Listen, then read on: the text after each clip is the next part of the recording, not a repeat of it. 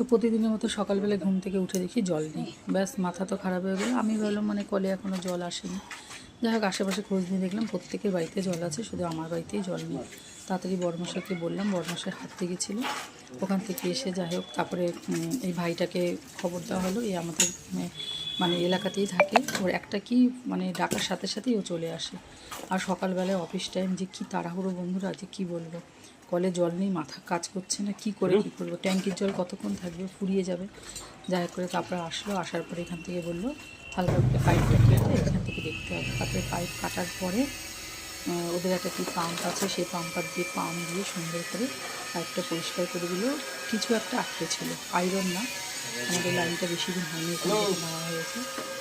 আর দেখো তারপরে সুন্দর করে কাজটা, এত সুন্দর করে স্মুথলি কাজটা করলো, মানে দাঁড়িয়ে দাঁড়িয়ে দেখলাম। অনেকক্ষণ পর মনে হলো তোমাদের সাথে একটু শেয়ার করি, তারপর তোমাদের সাথে একটু শেয়ার করলাম।